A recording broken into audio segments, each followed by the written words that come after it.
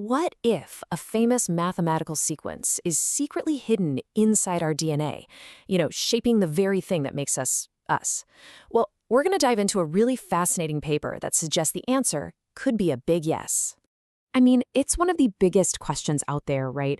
What is it that makes the human brain, our intelligence, so different, so unique?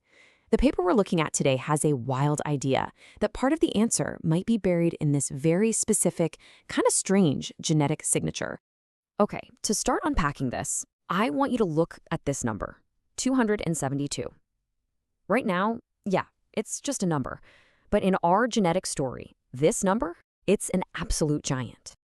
So what is it? Well, 272 is roughly how many copies of a very specific genetic instruction we have in our DNA. It's what's called a protein domain. But why should you care about that number? Why is it so special? It all starts to make sense, and it gets really interesting when you see it next to some others. Okay, now look at this comparison. The difference here is just staggering. Humans, we're sitting at around 272 copies. Chimpanzees, our closest living relatives, they've got about 25. And a mouse? A mouse has just one. This absolutely massive jump, something that's so specific to humans. For scientists, that's a huge red flag that something really, really important is going on here. So let's dig a little deeper into this genetic anomaly and try to figure out what it could all mean. All right, this region has a name. It's called DUF1220. And honestly, its exact job is still a bit of a mystery. But what scientists have found are some really strong correlations. For instance, the more copies of DUF1220 a primate has, the bigger its brain tends to be. And here's the thing, in us humans, different copy numbers have been linked to things like brain size, cognitive ability, and even conditions like autism. Now, this huge number of copies made the author of this paper think, okay, wait a minute. They started asking a totally different kind of question. Instead of just asking how many copies there are, they wondered, is there some kind of pattern hidden inside the DNA sequence itself, you see? The focus shifted from how many to what's the hidden structure. The big idea here was that this isn't just a bunch of random genetic junk. The author decided to treat the DNA sequence like a complex signal, something to be analyzed for a hidden mathematical code, almost like a secret rhythm humming away inside our genes. So how do you even go about finding something like that? Well, the method they used basically boils down to 3 steps. First, they turn the DNA sequence, the A's, T's, C's, and G's, into numbers. Then, they had a computer scan through all that numerical data, hunting for any repeating patterns.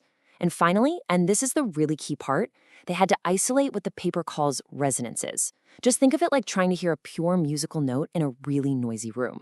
You're filtering out all the junk to find the clear, strong signal. And this visual here just shows that perfectly. On the left, you've got these smooth, stable waves. That's the goal. Those are the resonances, the beautiful, clear patterns they were hunting for. And on the right, that's all the chaotic, messy noise, the dissonance that they had to filter out. It really was all about finding the music hidden in the static. Okay, so after all that filtering, what was left? What were the clear signals they found? Well, this is where it gets really mind-blowing. This is what the paper calls the Fibonacci revelation.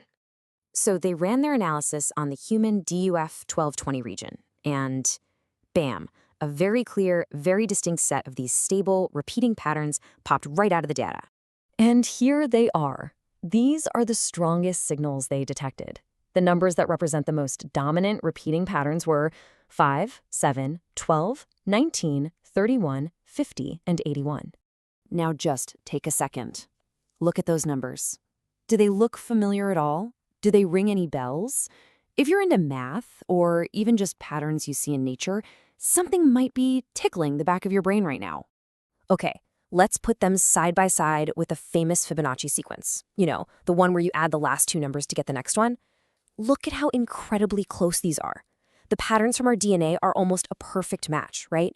Each number they found is just hovering right around a corresponding Fibonacci number.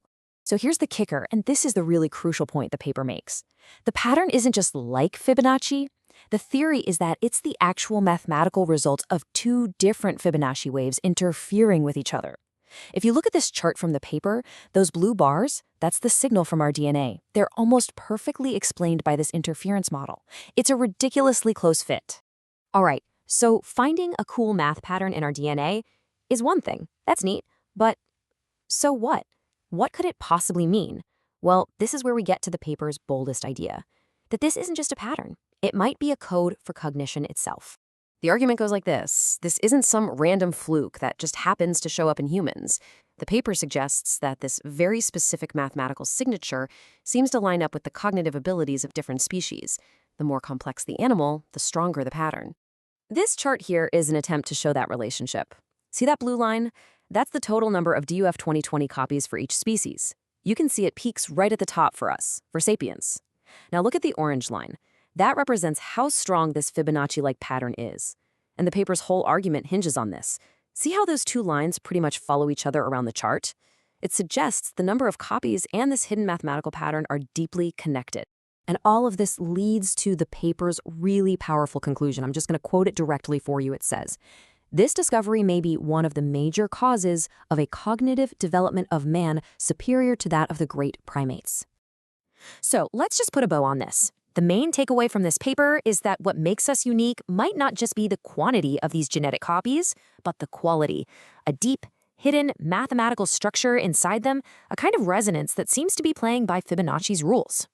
Look, it's a pretty mind-bending idea, all based on the correlations this paper found. And it really leaves you with a huge question to chew on, right? How deep does this connection between biology and mathematics actually go?